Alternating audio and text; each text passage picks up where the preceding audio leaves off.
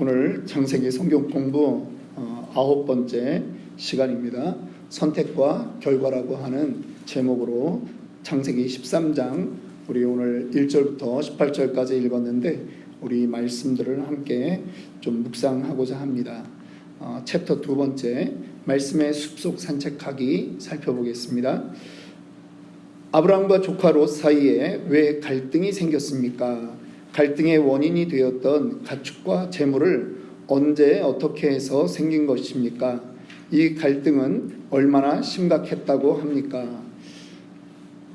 여러분, 우리가 아브라함의 그 역사에 대해서 우리가 압니다. 지난 시간에 우리가 자세하게는 말하지 않았지만 12장 10절부터 보면 기근이 들었기 때문에 아브라함이 어디로 갑니까? 애굽으로 내려가는 선택을 하죠.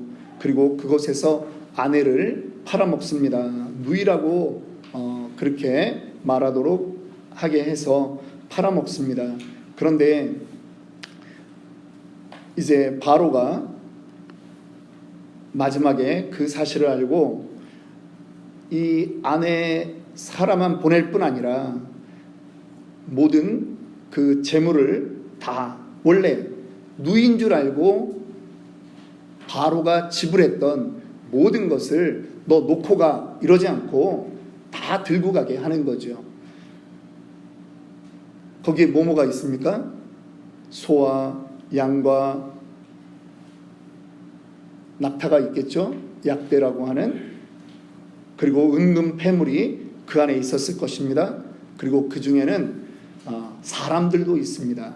나중에 하갈이 있죠. 하갈 누군지 아시죠? 아브라함이 이스마엘을 얻기 위해서 첩을 들였는데 이 여인이 어디에서 합류된 여인이에요? 애굽에서 합류된 여인이죠. 자, 조카 롯은 그때 삼촌을 따라서 같이 들어갔습니다. 그러니까 조카 롯의 그 재물도 사실은 어디서 얻은 재물입니까? 크게 말씀하셔도 돼요. 애굽에서, 이집트에서 얻은 재물이라는 거죠. 여러분, 재물을 얻었는데도 부끄러운 재물이 있을 수 있습니다. 지금 이 재물은 아주 부끄러운 재물입니다. 아내를 팔고서 애굽 왕에게 받았던 그러한 재물이기 때문에 너무나 부끄러운 거죠.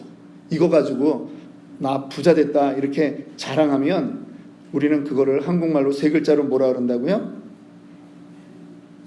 팔불출이라 그러죠. 아내 사라를 팔았기 때문에 그 대가로 얻은 것입니다. 자기가 노력했거나 긴 시간을 거쳐서 자기가 노력한 대가로 얻은 것이 아닙니다. 그런데 지금 롯에게도 그 재물을 나눠줬는데 이제 서로 번성하게 된 것입니다. 그리고 나서 이들이 땅이 좁은 그 관계로 서로 그 양들을 치는 목자들이 싸우게 되는 것이죠. 자, 두 번째 보겠습니다. 아브라함과 롯의 갈등의 해결책을 제시한 사람이 누구입니까? 어떤 해결책을 내놓았습니까? 해결책의 구체적인 내용을 한번 말해 봅시다. 자, 누가 해결책을 내놓았습니까? 아브라함이 해결책을 내놓는 거죠. 여러분, 우리 사람들이 싸우는 그러한 일들을 보면 계속 이 다람쥐 쳇바퀴 돌듯이 반복되는 것이 있습니다. 무엇입니까? 원인만 이야기하는 거예요. 원인만. 그래서 지금 결과적인 것에 대한 해결책을 얘기를 하지 않는 거예요. 아무도 양보를 안 하는 거죠. 그래서 계속 갈등 요소만 이야기하는 거고 불평만 늘어놓는 사람들이 있습니다. 그런데 성경이 원하는 우리 신자의 역할은 무엇입니까? 해결하는 사람이 되라라고 하는 거죠. 지금 롯과 아브라함 그 목자들의 갈등에 대해서 누가 해결책을 내놓습니까? 아브라함이 내놓습니다. 우리 8절 말씀 한번 읽어보겠습니다. 아브라함이 롯에게 이르되 우리는 한 친족이니라. 나나 너나 내 목자나 네 목자나 서로 다투게 하지 말자. 아브라함의 관심은 지금 다투지 않는 것이에요. 그래서 해결책을 내놓을 수 있는 거예요. 우리 2주 전에 토요 새벽에 제가 피터팬 어른의 성숙의 적이라고 하는 제목으로 피터팬 설교를 했는데, 어른이 된다라고 하는 것은 이거를 잘하는 거예요. 어른이 된다라고 하는 거는 문제는 어디에나 있어요. 그런데 어른이 된다라고 하는 것은 해결책을 제시할 수 있어야 돼요. 만약 집안에 식구들이 싸운다, 자녀들이 싸운다, 어른은 그거에 대해서 말을 해야 되는 거예요. 말을 안 하면 안 되는 겁니다. 해결책을 제시해 줘야 돼요. 아브라함이 어른인 것입니다. 아브라함이 어떻게 해결책을 제시합니까? 9절 보겠습니다. 내 앞에 온 땅이 있지 아니하냐. 나를 떠나가라. 네가 좌하면 나는 우하고 네가 우하면 나는 좌하리라. 아주 멋진 말이죠. 저는 이게 신자의 말이라고 생각합니다. 손해보라는 거죠. 바보로 살아야 되는 겁니다. 동의하십니까? 쉽게 아멘은 안 나올 수 있어요. 근데 여러분, 세상 사람들이 왜 신자를 욕하는 줄 아십니까? 신자들이 항상 자부심을 가지고 있는 게 있어요. 우리는 하나님 믿어. 우리는 천국 가. 그거 좋다는 거예요. 그래, 너 천국 가고 나 지옥 가도 괜찮아. 근데 네가 천국 간다고 자랑하는 네가 천국도 가지고 이 땅에서의 것도 가지기 때문에 안 믿는 사람들이 예수 믿는 사람이 모델이 안 된다라고 하는 거예요. 우리는 천국이 있다면 다른 것을 포기할 수도 있어야 됩니다. 아멘 해주셔서 감사합니다. 보통 이럴 때는 다들 그냥 고개를 땅으로 내려다보고 그러고 하는데 손해보셔야 돼요. 어른은 손해보는 거예요.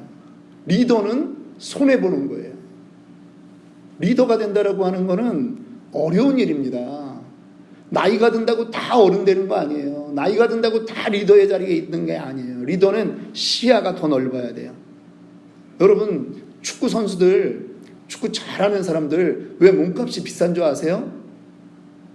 딴 사람들이 상대방 공격하려고 할 때 에워싸여가지고 어디로 패스를 해야 될지 모를 때 이 몸값 비싼 애들은 딱 좋은 자리에 가 있는 거예요. 저 사람이 어디로 차야 이 위기를 벗어나고 우리 팀이 유리하게 될까, 이거에 대한 계속 전후반 90분을 그 머리를 쓰면서 움직이는 거예요. 그러니까 힘들지. 남들보다 더 뛰어야 되죠. 그런데 딱 그 자리에 가 있는 거예요. 공 잘 차는 사람도 몸값이 비싸겠지만 공이 도착할 자리에 딱 있는 사람들, 여러분, 몸값 많이 줄만한 값어치가 있는 거예요. 리더의 자리는 소중한 것이에요. 교회도 마찬가지입니다. 눈을 넓게 펴고 보아야 돼요. 옛날에 우리 목사님이 늘 그러시는 거예요. 아니, 부목사가 4명씩이나 있고 전도사가 2이나 있고 교회 일하는 아줌마들이 4명 5명이 있는 교회에서 맨날 화분들이 이 나무가 말라 죽는다는 거죠. 저한테 밥 먹으러 가시면서 그러시더라고. 그래서 목사님, 담임 되기 전에는 그거 안 보입니다. 제가 그러는 거예요. 저도 오너잖아요. 사장인데 그 강의실에 지저분한 거 놔둔 거 강사들 안 치워요. 누가 치워요? 사모가 맨날 돌아다니면서 교실마다 돌아다니면서 치워야 되는 거예요. 청소하는 아줌마가 있어도 안 치워요. 그게 안 보여요. 안 보여. 그래서 탓할 거는 아니야. 근데 리더는 안 돼. 근데 시야를 넓히셔야 돼요. 내가 지금 어디에 있어야 되는지를 보셔야 돼요. 지금 아브라함의 이 고백이 뭐냐면, 내가 이 피부치 하나 있는데 이방 민족들 앞에서 우리가 싸웠다는 말 안 듣고 우리가 정말 모델이 되려면 내가 어느 포지션에 있어야 되는가를 아브라함이 하는 거죠. 그래서 결정하도록 하는 것입니다. 내가 바보가 될게 괜찮다. 그랬더니 진짜 이 자식이, 죄송합니다. 이 롯이 진짜 지가 다 가진 재산인 줄 알고 지가 먼저 결정을 하네. 10절 읽겠습니다. 시작. 롯이 눈을 들어 요단 지역을 바라본즉 소알까지 온 땅에 물이 넉넉하니 여호와께서 소돔과 고모라를 멸하시기 전이었으므로 여호와의 동산 같고 애굽 땅과 같았더라. 롯은 태어나서 이 메소포타미아 문명 쪽에 있다가 가나안으로 들어온 다음에 자기가 봤던 아주 아름다운 땅이 있었어요. 그 땅은 어디냐면 나일강이 흐르고 있는 애굽 땅인 것입니다. 애굽이 그 나일강 젖줄이 있으니까 늘 풍요로움이 있는 거예요. 그러니까 뭔가 잘 되려면 뭐가 없으면 안 된다? 물이 없으면 안 된다. 강이 있어야 된다. 그러니까 소알 그 땅을 보는 거죠. 이야, 저쪽은 물이 풍부하다. 내가 가면 저쪽으로 가야 돼. 그렇게 결정하는 것입니다. 자, 3번 읽겠습니다. 사람들은요 객관적으로 사물을 보지 않습니다. 자기가 가진 의도를 가지고 봅니다. 롯이 땅을 선택할 때 어떤 땅이 보였습니까? 무엇을 기준으로 본 것입니까? 자기의 가축과 재물을 우선으로 본 거죠. 그러니까 그 가축과 재물을 위해서 물이 필요했고, 그래서 소알 땅이 좋아 보였던 것입니다. 모압 평야가 눈에 들어온 것입니다. 자기의 부를 유지할 수 있는 그 방법이라고 하는 거죠. 4번 읽습니다. 롯이 땅을 먼저 선택한 후 아브라함은 어떤 선택을 했습니까? 우리 12절 보겠습니다. 시작. 아브라함은 가나안 땅에 거주하였고 롯은 그 지역의 도시들에 머무르며 그 장막을 옮겨 소돔까지 이르렀더라. 아브라함의 선택과 롯의 선택이 완전히 다릅니다. 여러분, 우리가 어떤 거를 양보할 때 우리가 정말 머리가 모자라서 양보합니까? 아니죠. 우리가 알지만 우리의 기준은 무엇이기 때문에 우리가 양보할 수 있는 거라고요? 세 글자. 우리의 기준은 하나님이라는 거죠. 하나님이기 때문에 우리는 양보할 수 있는 거예요. 크리스찬의 기준은 하나님이어야 됩니다. 믿으십니까? 아브라함은 특별한 선택을 하지 않았습니다. 롯이 떠난 뒤에 그냥 가나안에 머물러 있는 거예요. 어디 평야 지역으로도 가지 않았습니다. 그는 하나님의 뜻만을 구하는 것이에요. 그래서 하나님이 보여주는 곳으로 가요. 우리가 12장 4절에도 보면 아브라함이 가나안에 올 때 어떤 표현이 나오냐 하면 12장 4절에 이에 아브라함이 여호와의 말씀을 따라갔고 롯도 그와 함께 갔으며. 아브라함의 삶의 그 길은 누구를 따라간다고요? 여호와의 말씀을 따라갔고. 이게 신자의 믿음을 따라가는 신자의 삶의 기본이 되는 것입니다. 하나님이 보여주는 곳으로 가야 돼요. 롯도 그와 함께 갔으며.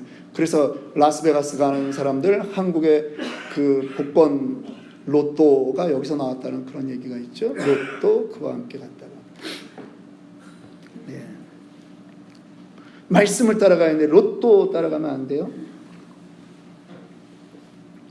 그런 건 많이 생겨도 문제가 되는 거예요. 많이 생기니까 갈등이 생기잖아요. 그 대학에서 연구를 했는데 하버드에서 이 행복 이런 거에 많이 그런 거 몇십 년씩 연구하잖아요. 그런데 사람들에게 물어봤답니다. 당신에게 1,000만 불의 복권이 당첨된다면 어떻게 하시겠습니까? 그랬더니 65%의 사람들이 뭘 써냈는지 아세요? 일단 이혼을 먼저 하자. 물질이 생기니까 사람이 내가 돈으로라도 만족을 하고 싶다는 거예요. 이 사람 버리고 내가 딴 사람. 사람은 여러분 우리 안에 선한 거 없어요. 자꾸 그냥 막 지금 보면 선해 보이는 아니라는 거예요. 물질이 생겨보세요. 자, 우리 말씀의 나무 아래 머물기로 가겠습니다. 좀 더 심화되는 그러한 부분을 좀 보겠습니다.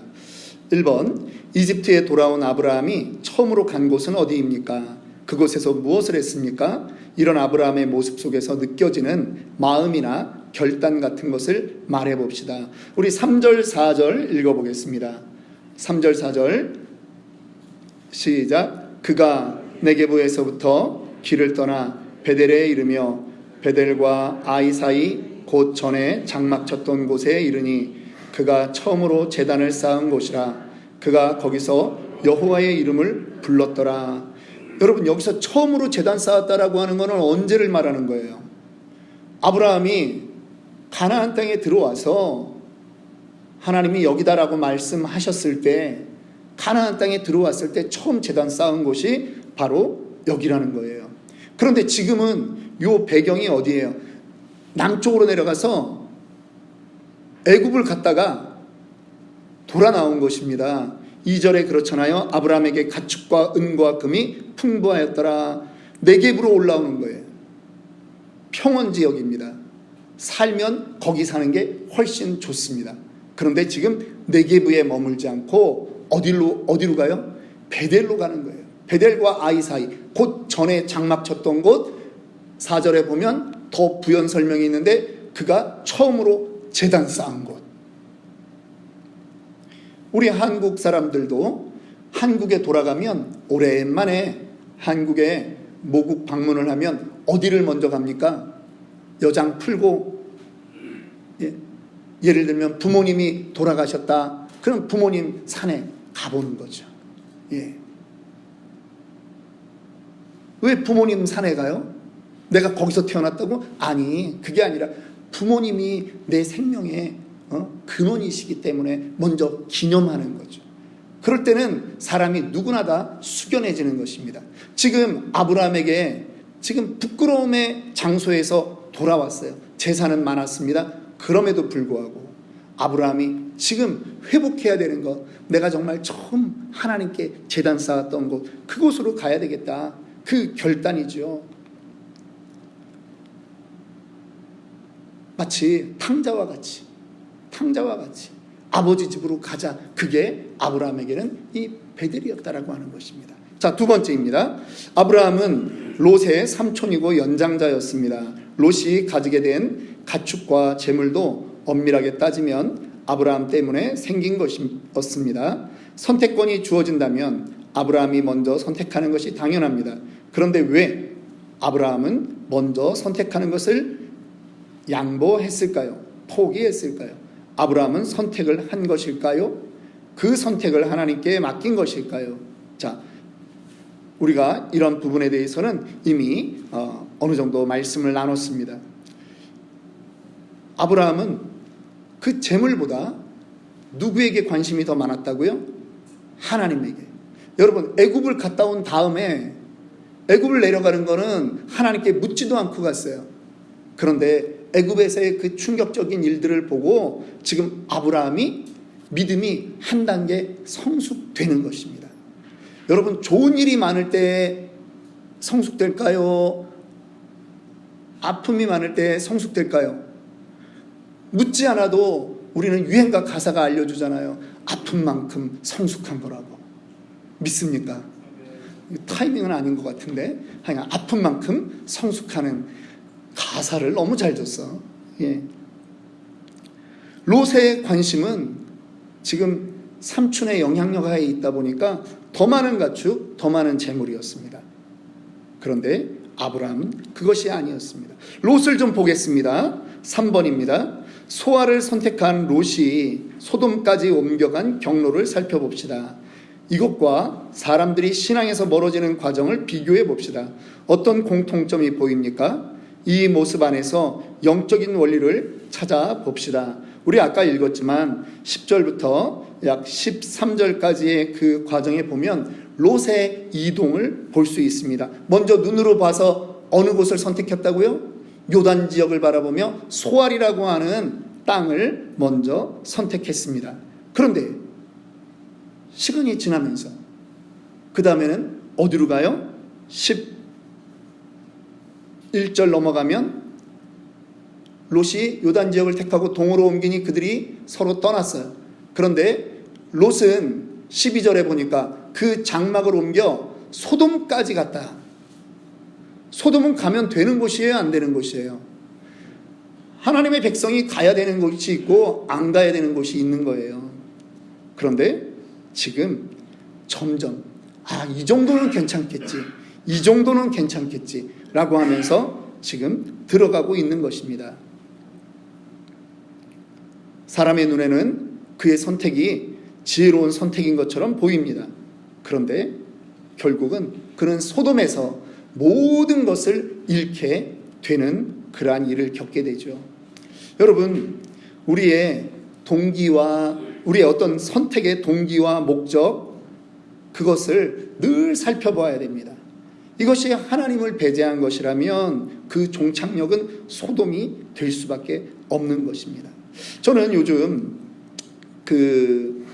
이제 젊은 친구들을 보면서 또 한국에 이렇게 작년 같은 경우는 좀 길게 2월달, 3월달에도 한국에 머물렀고 또 10월, 11월 그렇게 한국에 머물면서 공교롭게도 이렇게 결혼식에 좀 친구 자녀들 결혼식에 참여할 그런 기회들이 있었습니다. 여러분, 자녀의 배우자를 선택하는 문제에 있어서 우리에게 이거는 여러분이나 저나 다 어려운 문제예요. 인정합니다. 예. 그런데 자녀들에게 기준은 줘야 된다고 하는 거예요. 그게 어른이에요. 그 친구를 물어볼 때, 야, 그 남자, 야, 그 여자 예수 믿냐? 이게 우리 입에서 먼저 나오는 질문이냐? 아니면 어느 대학 나왔어? 돈이 많아? 집안이 어때? 여러분, 집안도 봐야 되겠죠. 그러나 그거는 그 다음이라는 거예요. 예수를 안 믿는다 그러면 그래요. 자식이 선택한 문제니까 우리가 그래 어쩔 수 없지. 그게 아니라 우리는 계속 권해야 되는 거지. 권해야 되는 거예요. 우리는 알잖아요. 매주 주일이 되는데 이걸 교회를 갈까 갔을까 안 갔을까 이 고민을 하면 참 어렵다라고 하는 것입니다. 저는 물론 그 영혼들이 저는 돌아올 수 있다고 믿습니다. 그리고 기도합니다. 그리고 제가 아는 제 친구의 남편은 지금 아주 또 훌륭한 그러한 안수 집사로 그렇게 섬기는 사람도 봤습니다. 그런데 여러분, 때로는 재력이 좀 부족하고 지혜가 부족할지라도 믿음 안에서 더 아름다운 일을 할 수 있는데 그 구원의 문제, 그 시간에 사실 너무나 많은 것들을 놓쳐버리는 그러한 일들을 보게 되는 거죠. 그래서 우리가 늘 자녀들에게 기준을 알려주어야 된다라고 하는 것입니다. 4번 보겠습니다. 롯이 떠난 후에 아브라함의 마음은 어떠했으리라 생각됩니까? 그런 아브라함에게 주신 위로와 약속은 무엇입니까? 롯의 빈자리는 사실 크죠.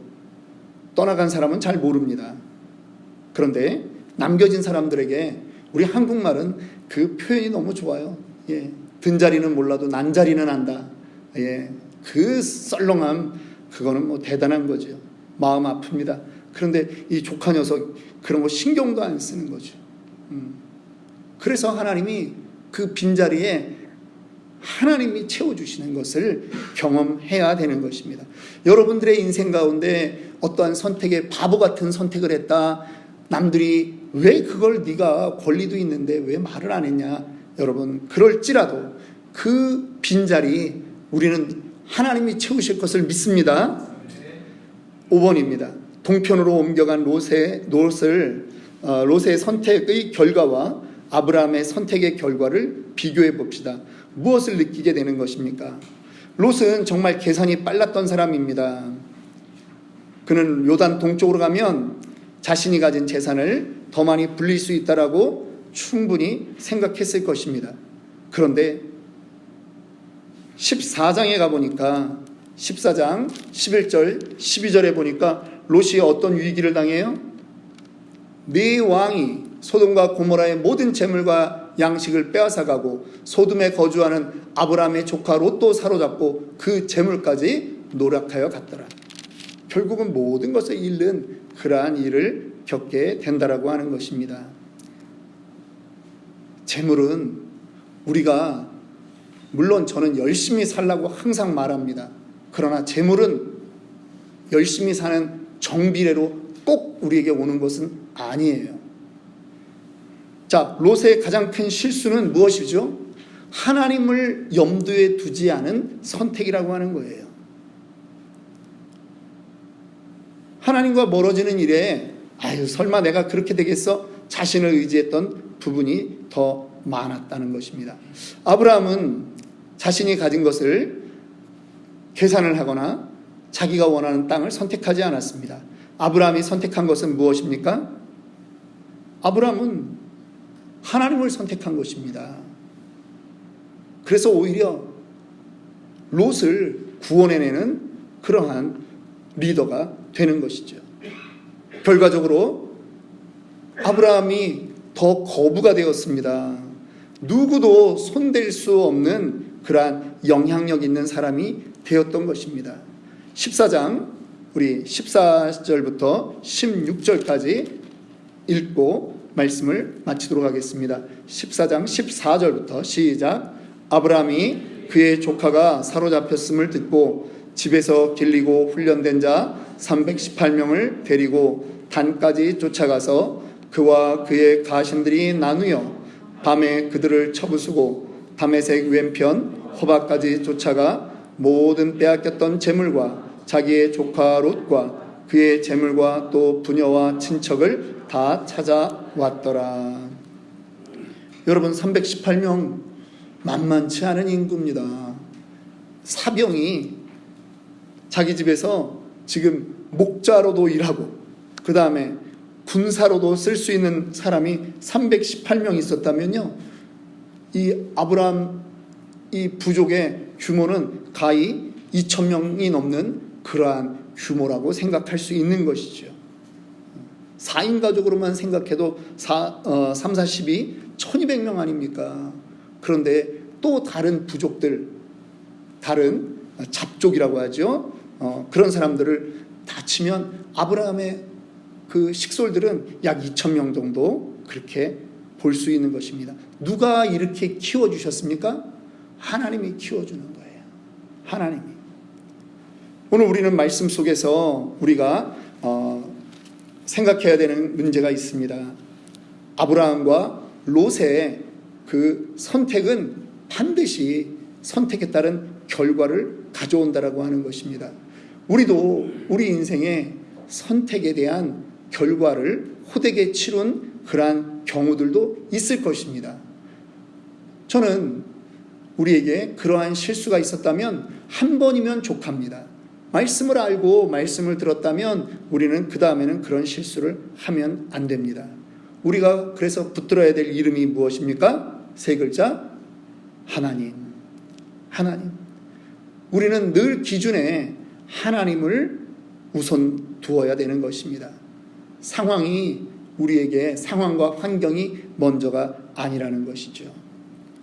오늘 이 자리에 나오신 모든 우리 신호벨레의 아름다운 교회 지체들이 저는 그러한 선택의 주인공이라고 믿습니다.